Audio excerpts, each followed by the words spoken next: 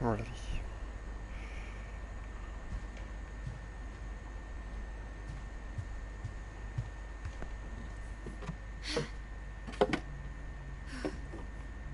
I guess now I know why Mom didn't like me playing with the music box.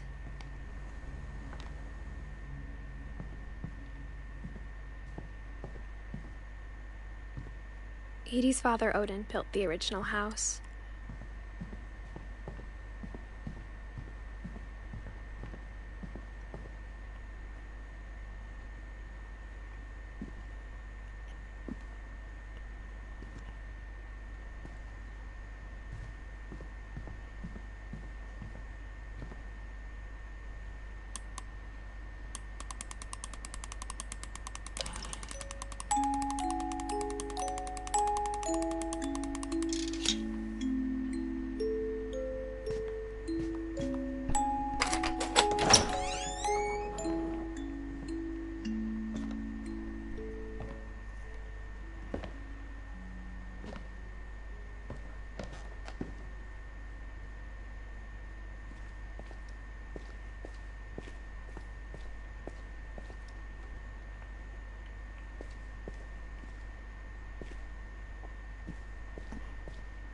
I saw Edie sneak down to the basement once, carrying packages.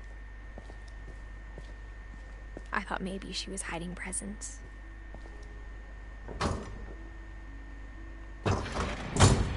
It turned out she was hiding a lot more than that.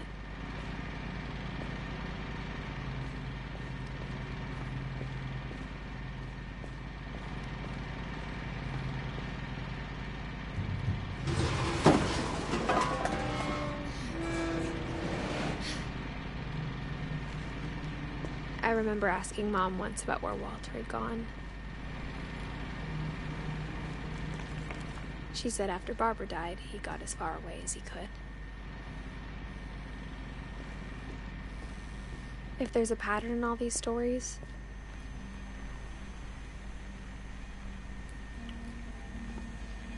I think it's that none of us has gotten very far.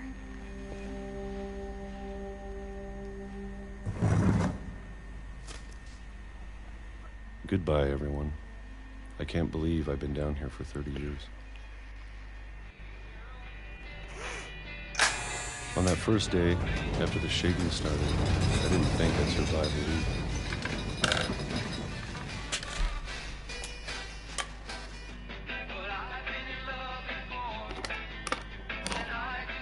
But after a few days, I settled into a routine. That's what kept me sane. Having a schedule, living for today. I always expected to be dead tomorrow. But if you wait long enough, you get used to anything.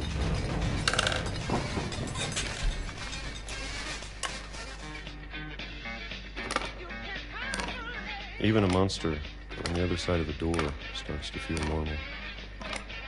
Almost friendly.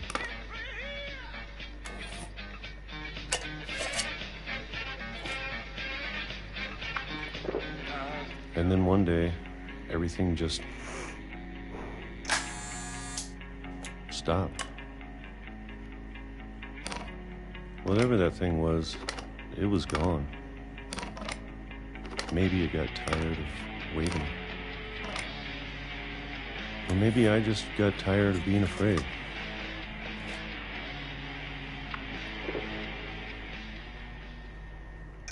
It's been a week now, the longest in 30 years. I'm done waiting. I have to leave. Well, I still can.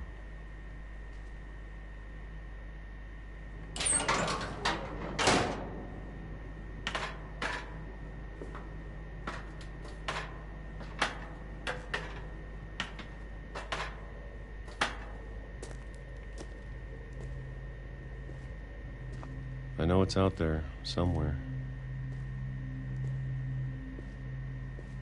Whatever killed Barbara and Molly and Calvin.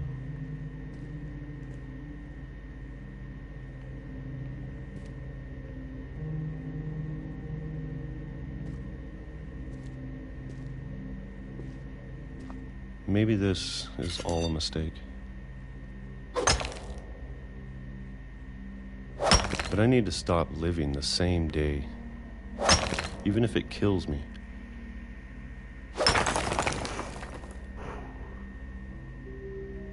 Whatever's out there, I want you to know I'm ready for it.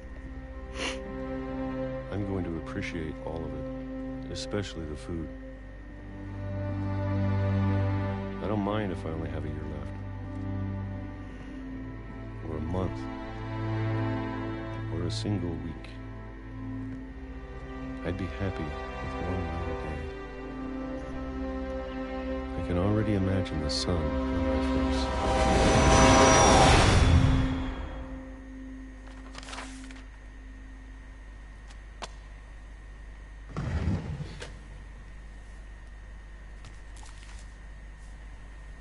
Walter died when I was 6. I can't believe my mom never told me he was down here.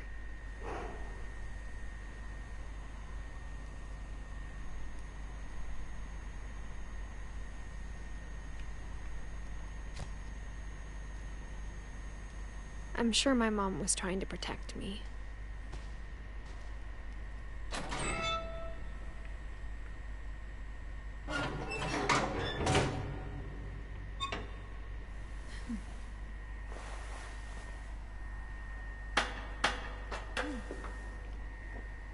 Maybe she was afraid I'd end up like Walter.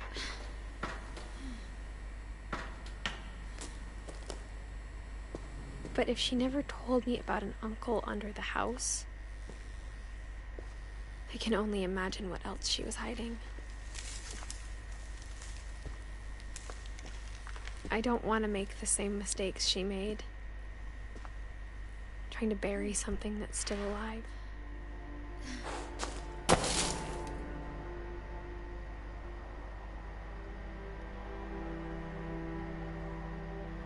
Now that there's only one of us left, or maybe 2, I thought it was time I heard the stories for myself and found out what happened to everyone else. But now I'm worried the stories themselves might be the problem. Maybe we believed so much in a family curse, we made it real.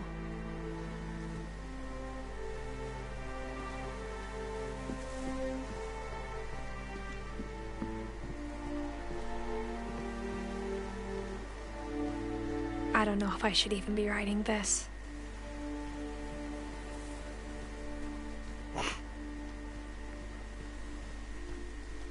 Maybe it'd be better if all this just died with me.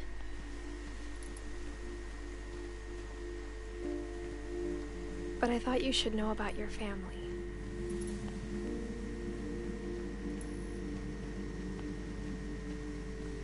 And the history you're a part of.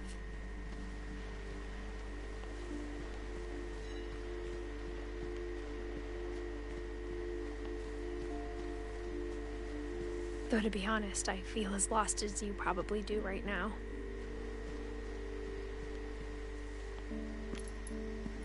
I think the people in these stories believed them, for what that's worth.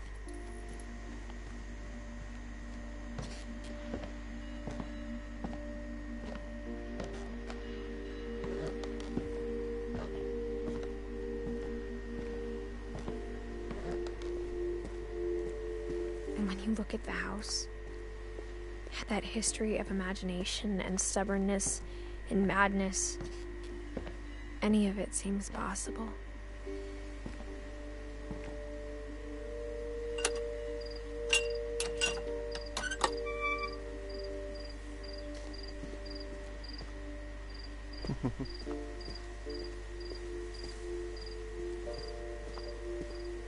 I think we've been surrounded by death for so long, we've just gotten used to it.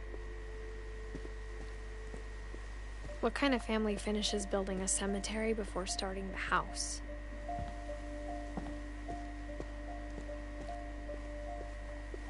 It's embarrassing for me to admit this, but the pet cemetery made me more uncomfortable than the human one. 3 of the gerbils are mine, and too had been my fault.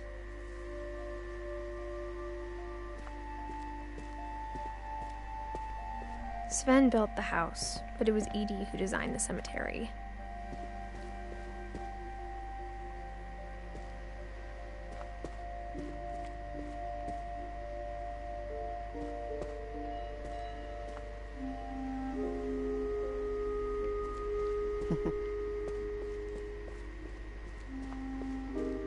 I'm sure Odin's monument had been Edie's idea.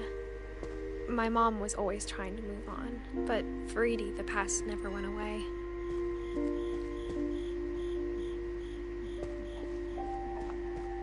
She could see it poking out of the water at low tide.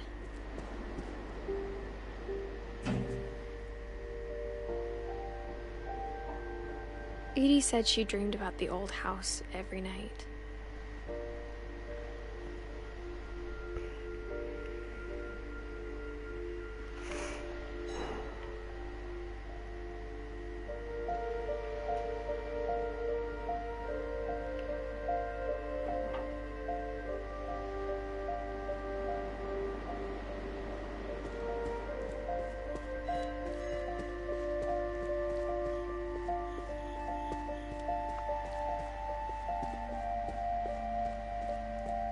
Edie's side was always easier for me to understand.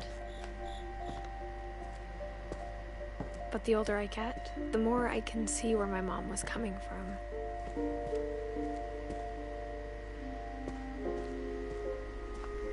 She lost 2 of her brothers, just like I did. I get why she tried so hard to protect us.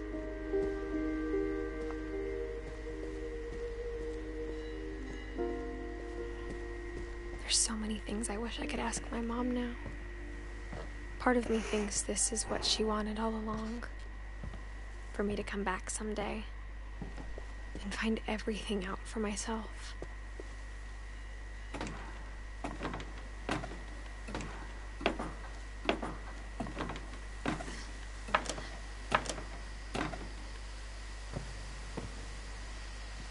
But looking back on it now,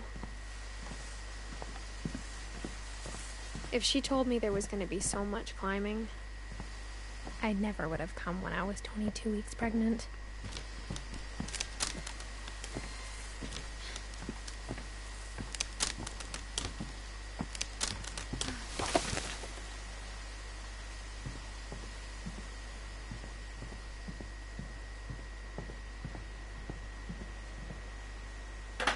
I never met Grandpa Sam, but I think he and my mom had a lot in common.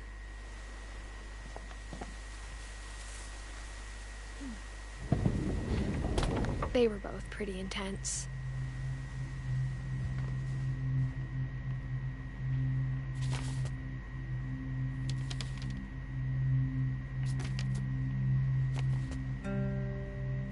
Sam spent his life shooting photos, but Mom said he got nervous being in front of the camera. I guess we're all afraid of something.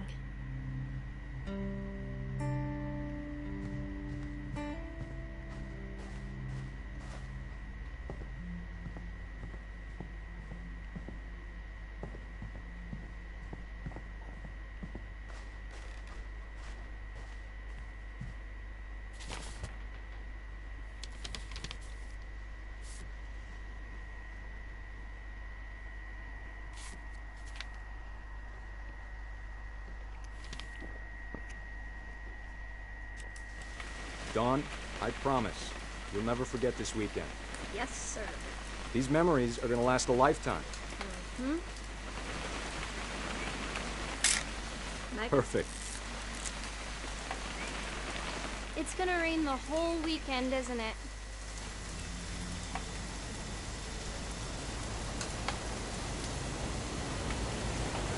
I will never forget this weekend, Dad. Okay, got it. I'm gonna take some pictures, okay? Just be careful. That camera's older than you are.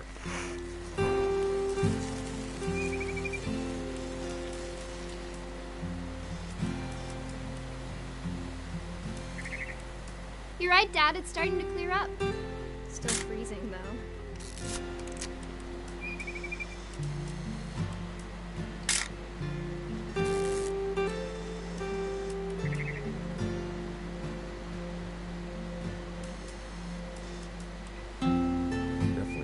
I've drunk all that coffee. Hey! That's a keeper. Hold still while I take a picture of you. I'm just saying, I'm not always gonna be here, Don. You'll need to remember this stuff, if you want to survive. I'll be fine, Dad. You know who else thought he was gonna be fine? Some guy who died. Don, I'm being serious. I know, Dad. You're always serious. Doesn't being out here make you want to chill out? Well, to tell you the truth, I haven't been out here in 20 years.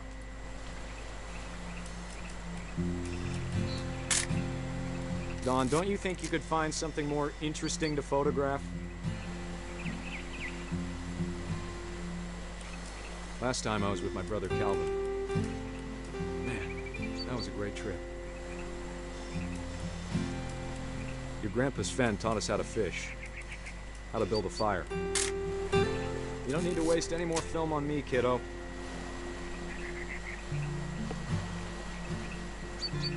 We found an old logging trail. There were deer everywhere.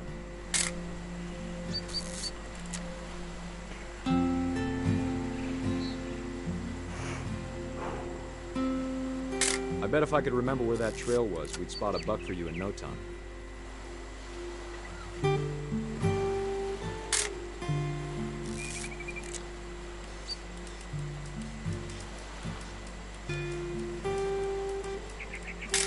Give me a minute to check the map.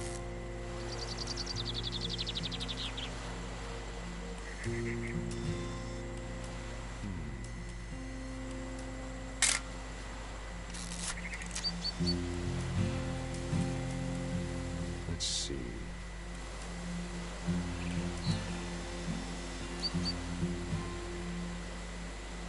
Maybe.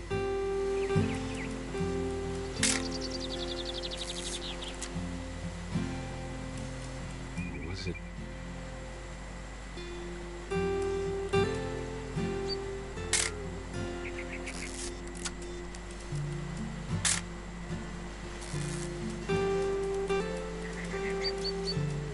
Could have been.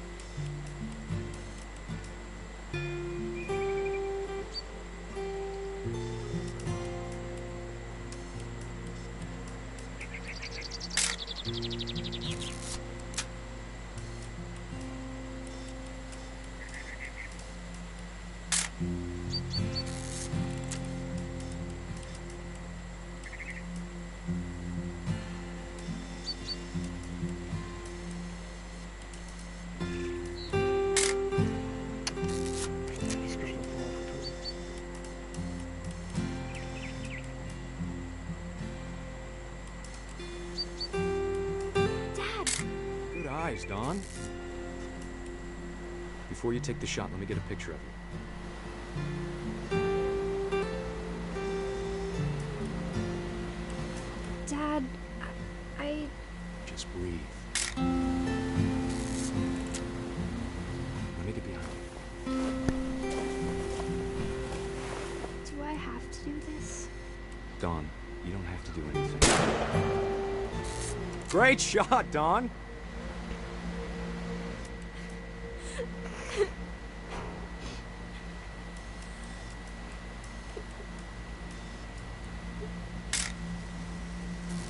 I'm proud of you, Don. Always remember that, okay?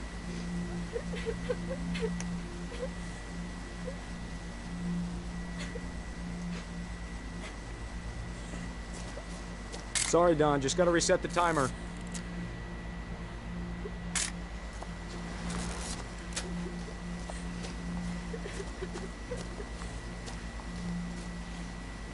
Dad, it's twitching.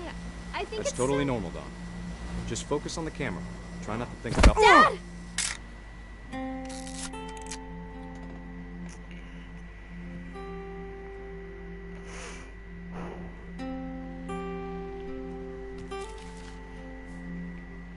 Of all these stories, that's the one I wish most that my mom had told me.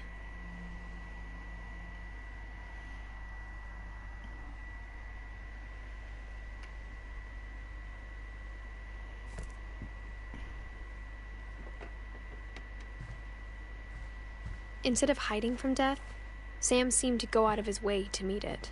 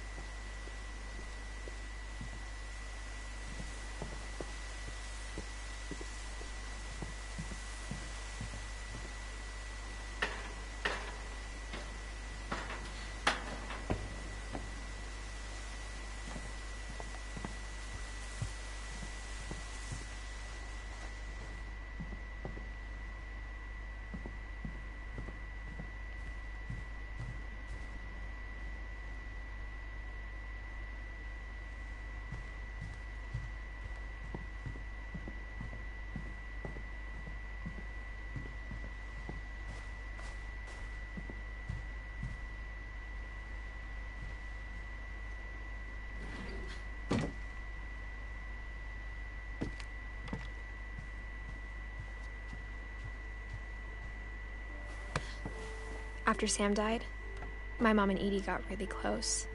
They'd both lost a lot.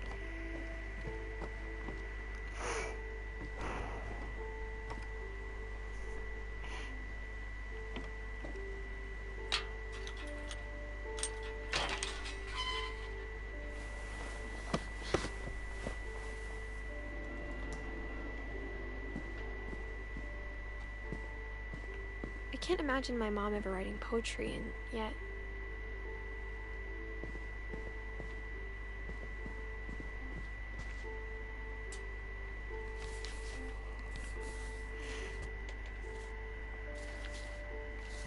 Dear Kay, do you remember the way Gregory used to laugh when he thought he was alone? Like something funny was happening, but only he could see it.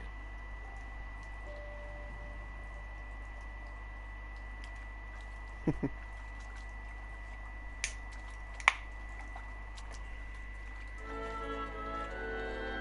think he saw things the rest of us don't.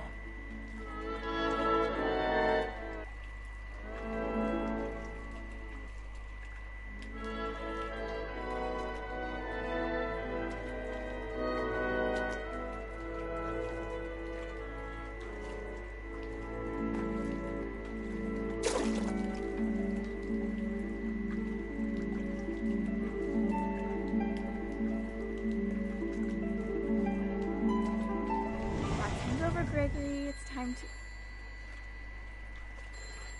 Hold on, sweetie. Hello?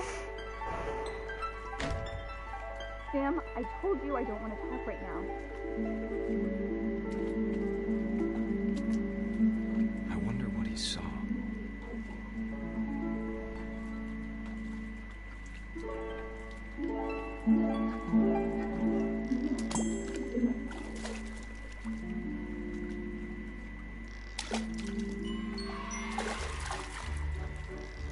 His world was like. He reminded me so much of Calvin. Lost in his imagination. Whatever it was, he saw.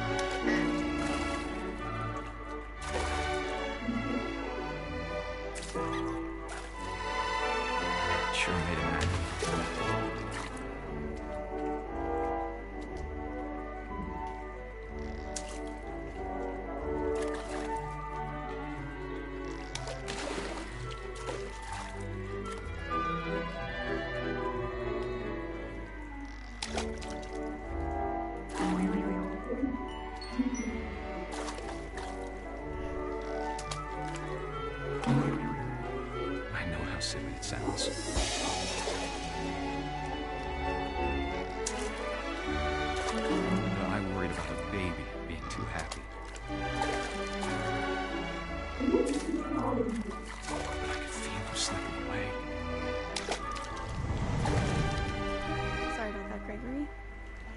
I know you did everything you could. Maybe if I hadn't called that night. Damn it. Hold on, I don't want Gregory to hear this.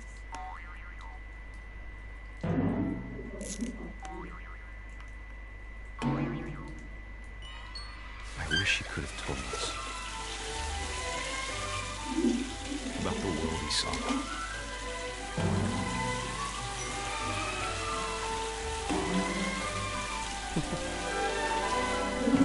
There's so much I don't understand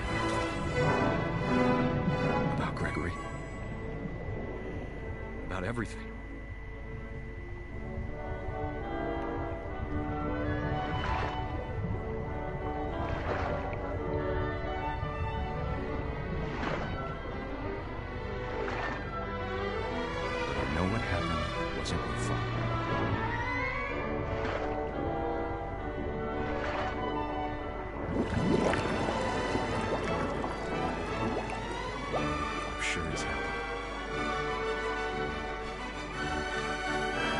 He'd want you to be happy too. Good luck, Kay. Love, Sam.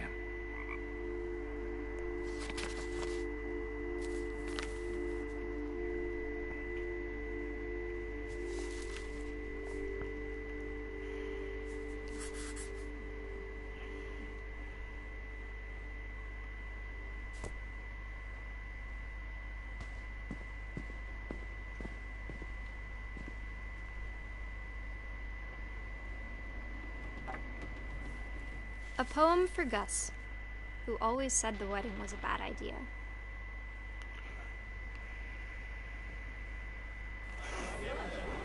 Our father never hit us kids, at least not very hard, before the day my brother said with teenage disregard that he'd be dead before he'd see a wedding in our yard.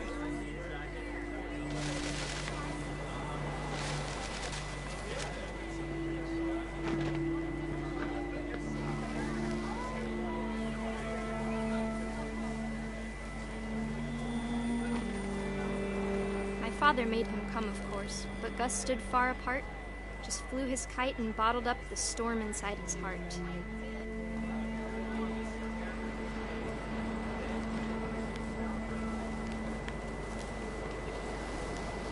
I tried to talk him out of it, but though he'd never met her, "We don't need a stepmom," were the words that I now pronounce you husband and wife. You may kiss the bride.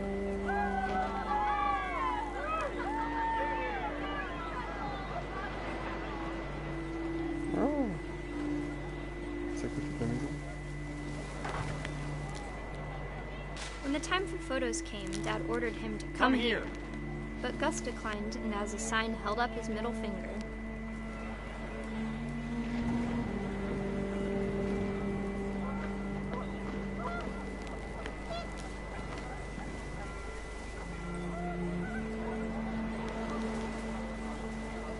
The wind picked up, and panicked geese appeared and quickly went.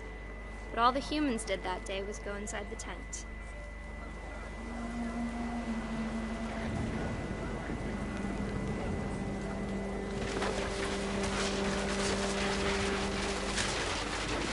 The rain came down in buckets then, but no one seemed afraid that nature might destroy the tent our dad had crudely made.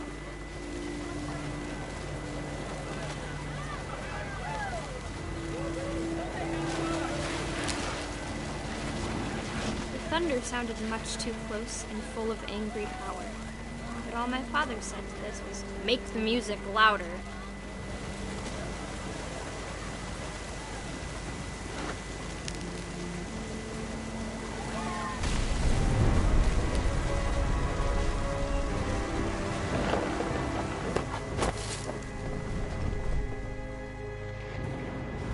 I wish that I could truly say I thought about you on that day.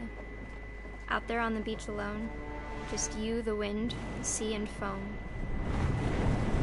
But I didn't, until we found you.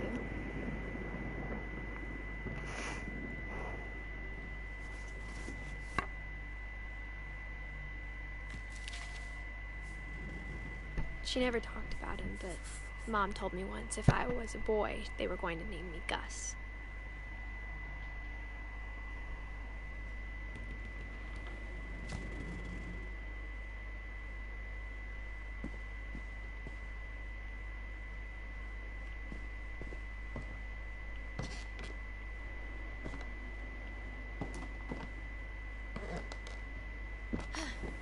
My mom moved up to the loft after her brothers died. At the time, it was as far away as she could get.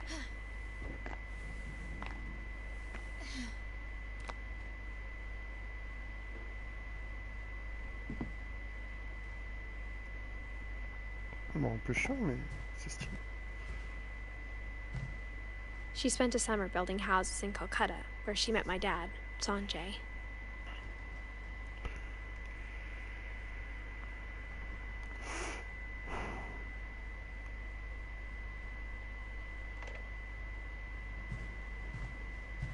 Religion was another thing my mom never talked about, but I think it helped her a lot after her dad died.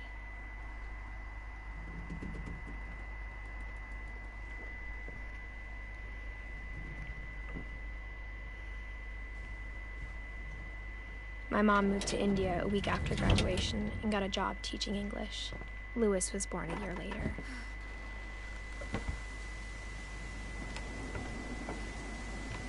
When my dad died, I don't think Mom knew where else to go. I'm sure Edie was happy to have her back.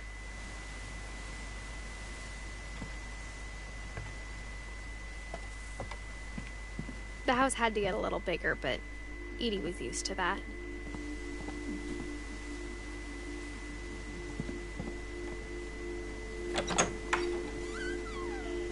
And for a while, things were good. Almost normal.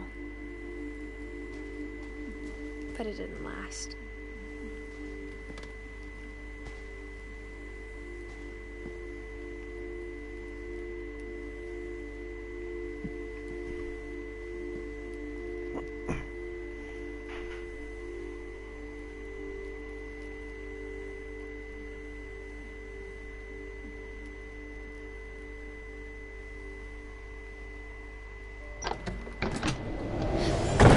The beginning of the end was Milton's 10th birthday, when Edie gave him a castle.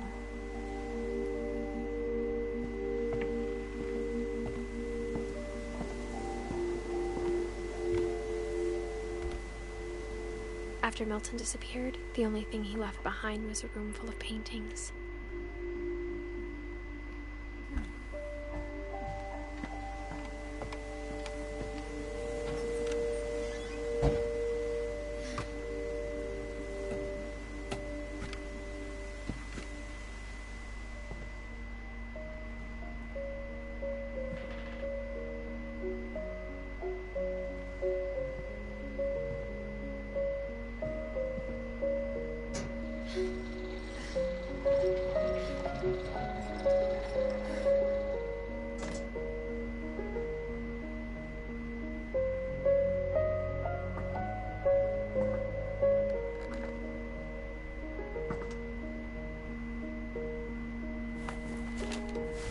Milton Finch in The Magic Paintbrush.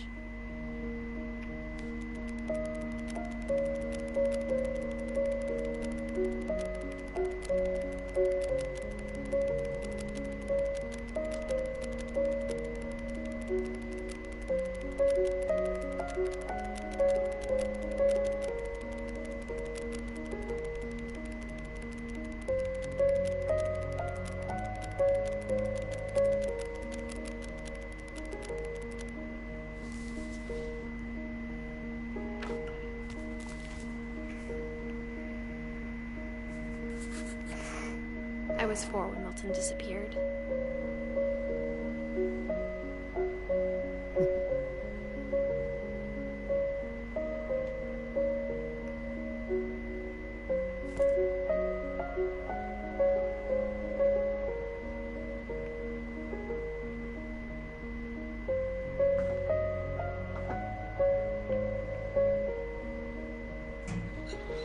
Mom spent months searching for my brother.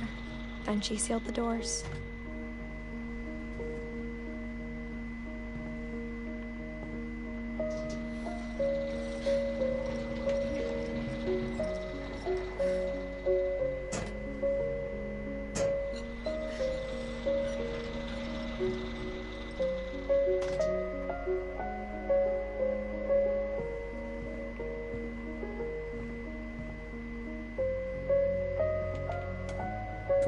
Whatever Milton had found in the house, Mom didn't want it getting out.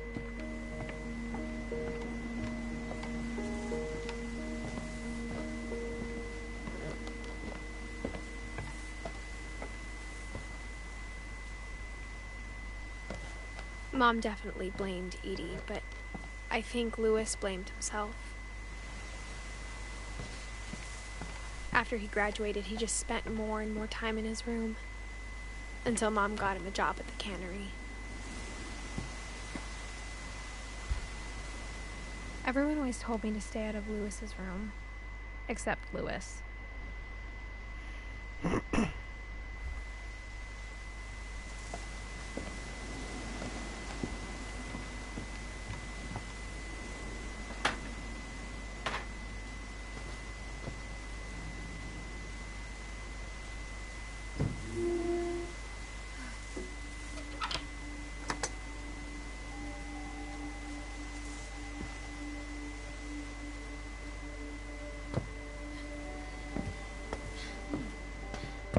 Louis's room smelled very, very familiar.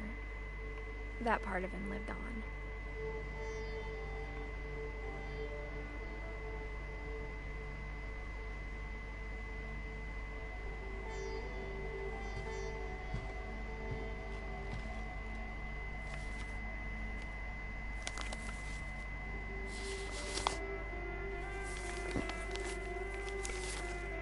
Dear Mrs. Finch, as Louis's psychiatrist, I can understand your desire for an explanation.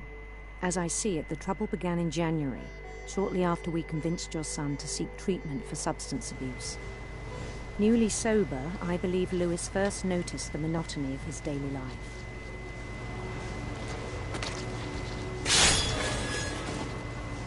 He kept working at the cannery, but he withdrew part of himself. In our sessions, I saw the same behavior. His mind began to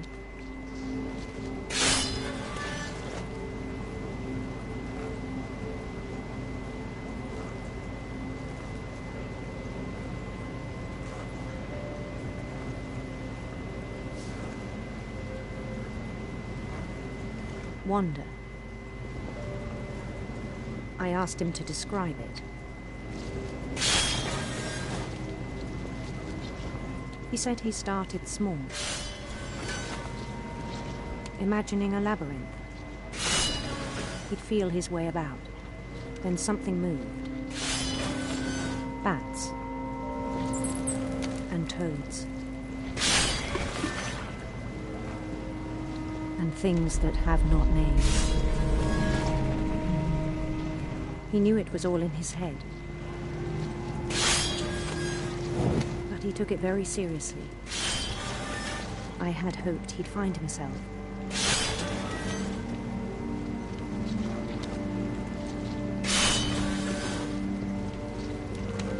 But he found something more. I worried about him then. Daydreaming at the cannery.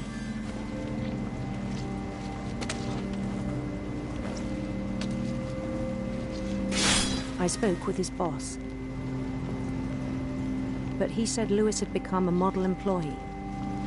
Methodical, tireless, focused.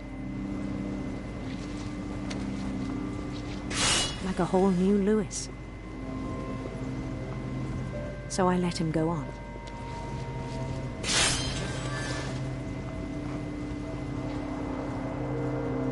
I even encouraged him. It seemed very promising at first. He told me he'd made a new friend.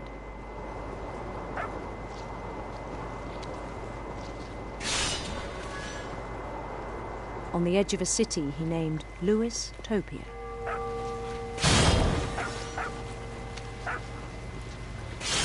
He built the city up slowly, brick by brick.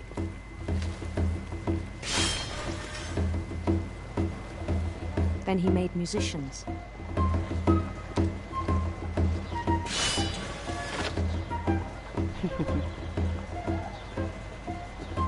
And songs for them to play.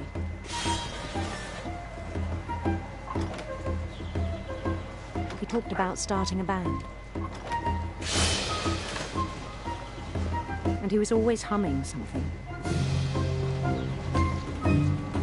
Every day his imagination grew stronger.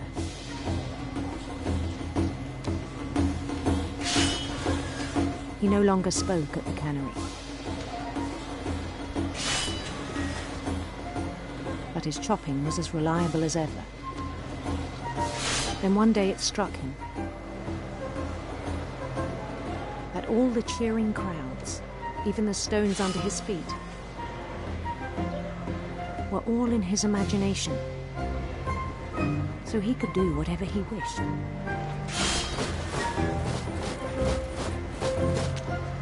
He held an election for mayor. And he won.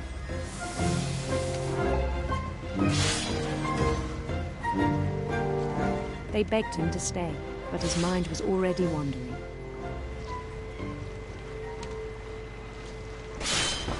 It became a game for him.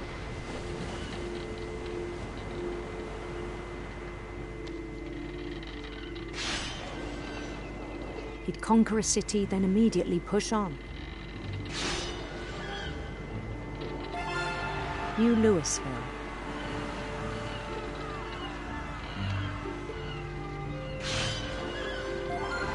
St. Louis. He started drifting away from our reality.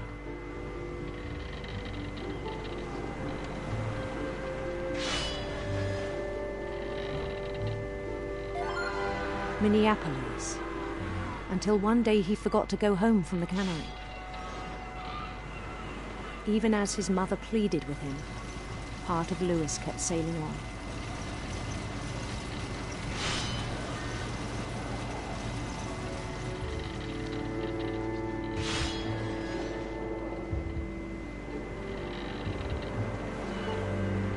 In Louisburg, he heard rumors of a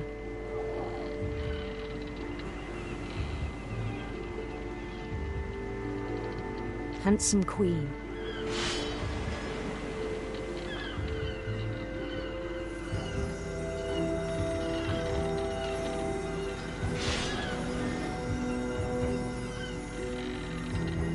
The queen was on her own quest for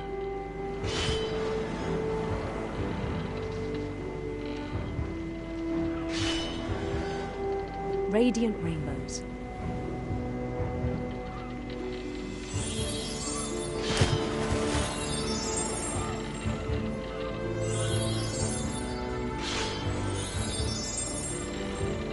He followed the sound of her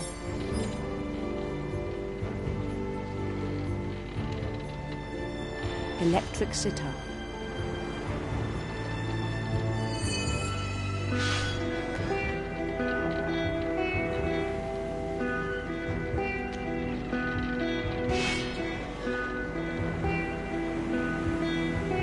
His chase led him to a golden palace east of the sun and west of the moon.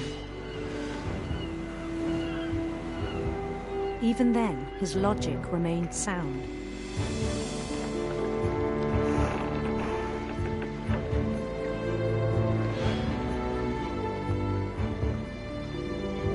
He knew the world was all in his imagination.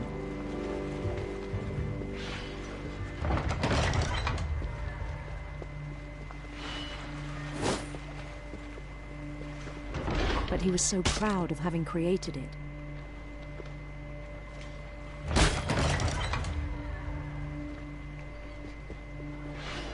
In his own eyes, he'd become something greater than a king.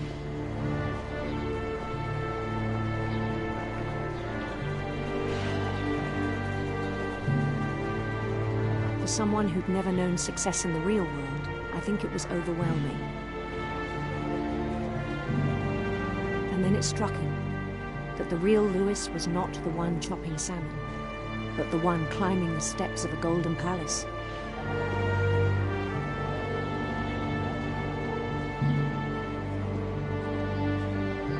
My imagination is as real as my body, he told me. It was hard to argue with him.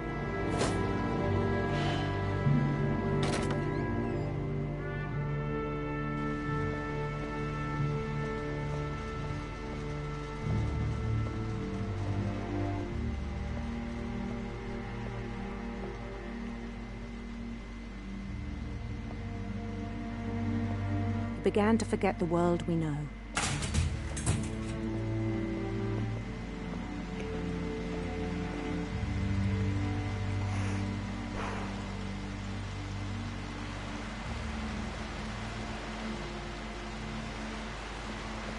I think it pained him to remember Louis, the cannery worker.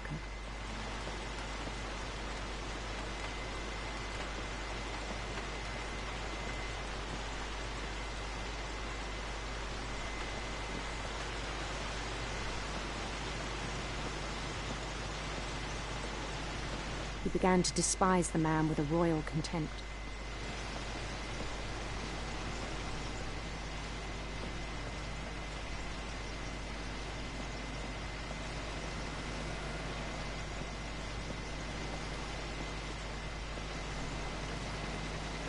I still thought I could save him.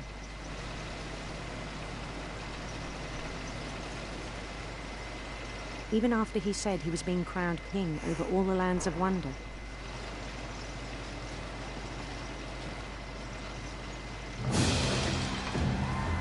The palace would be packed with his companions.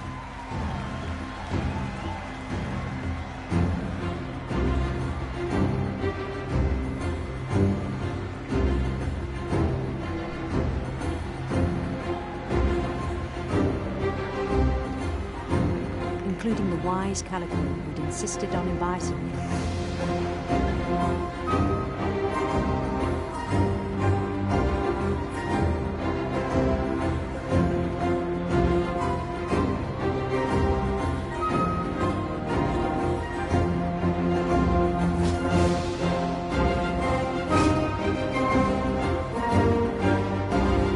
His queen waited, holding his crown.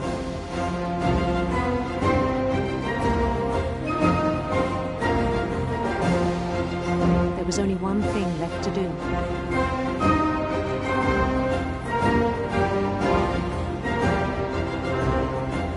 Bend down his head.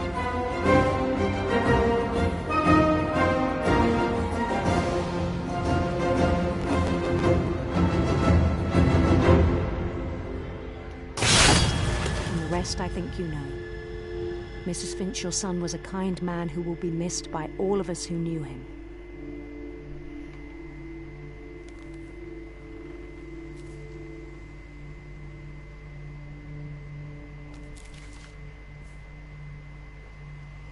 My brother was really cool. I wish you could have met him.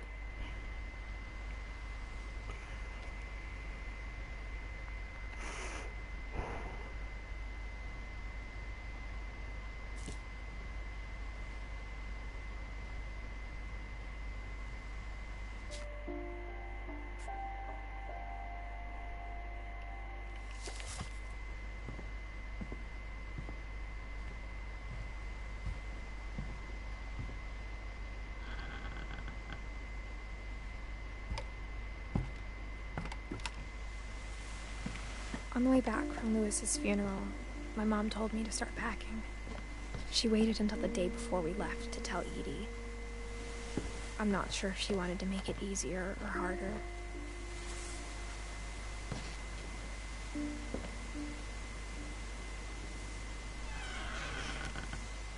I wish we'd stayed. But I understand why we left.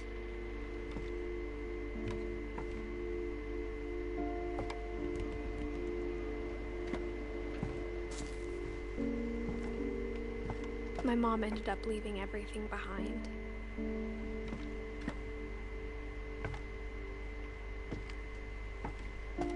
What happened that night had been coming for a long time. Maybe it should have come sooner.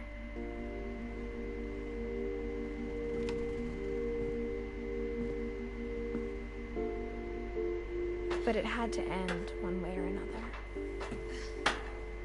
All that's left now is to tell you about that last night.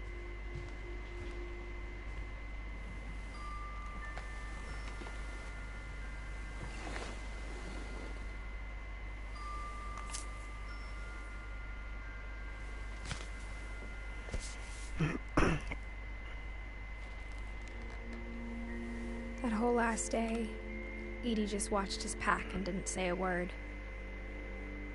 until supper when she raised her glass and said, "To our final night together, and all our final nights apart." Grandma, you know what I said about alcohol. Some of your medications are very Edith, specific. I left a present for you in the hallway. Why don't you go open it? The grown-ups have to argue now. I'm sorry, you're right. We're all leaving tomorrow. Let's just enjoy our last... I'm not leaving. Edith, you're excused.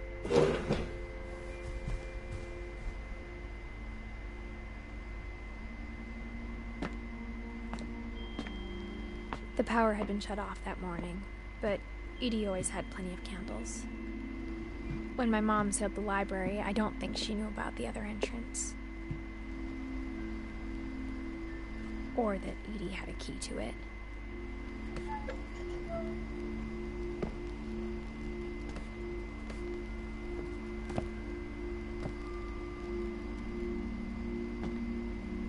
That thing you're afraid of isn't going to end when you leave the house. Edith has a right to know these stories. My children are dead because of your stories. I think it's best if Edith and I leave tonight. We'll have the nursing home send a van for you in the morning. Okay?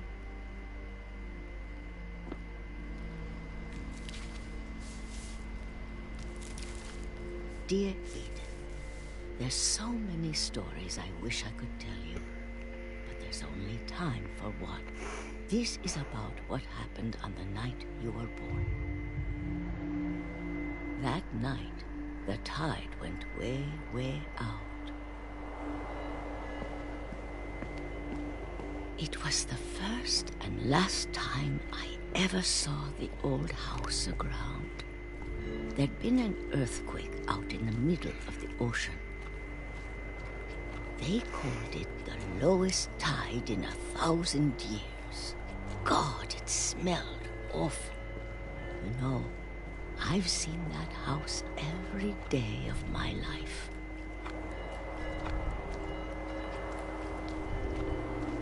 But I never thought I'd go back to it.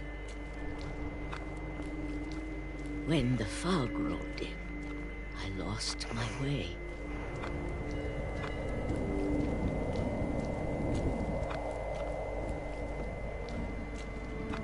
I got turned around.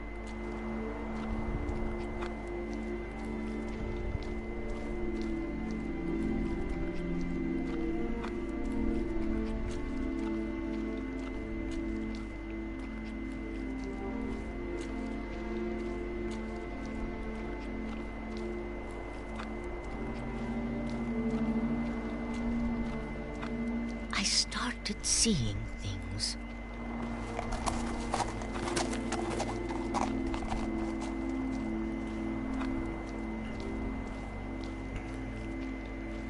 Things I'd forgotten had ever existed.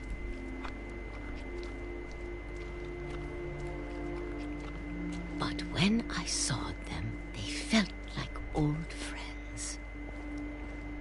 That night, a lot of things came back to me. Or maybe I came back to them.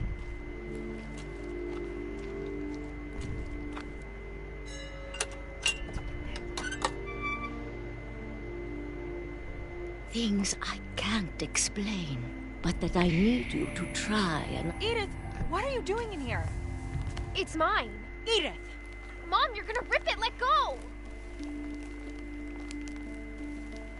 I kicked and screamed, but Mom dragged me to the car.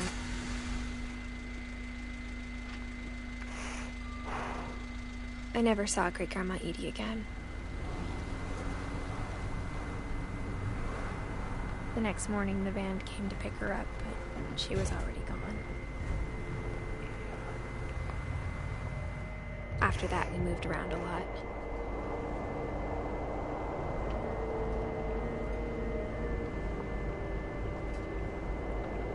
We both tried to make the best of it.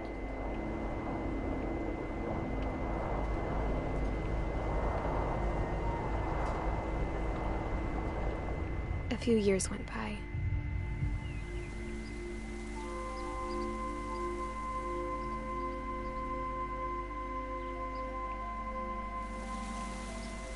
My mom didn't like to talk about it. But she started getting sick a lot. The rest happened pretty quickly.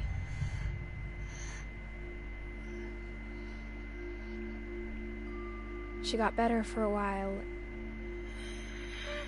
and then she didn't.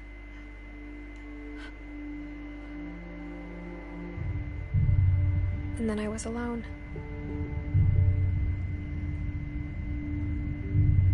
The last Finch left alive.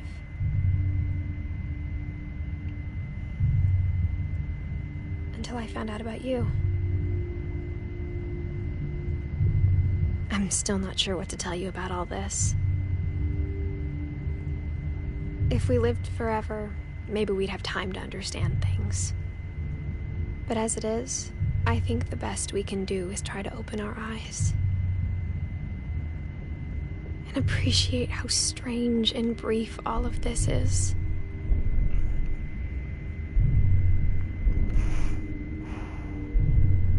This journal was supposed to be for you. But now I hope you'll never see it. I just want to meet you and tell you all these stories myself. But I guess if you're reading this now, things didn't work out that way.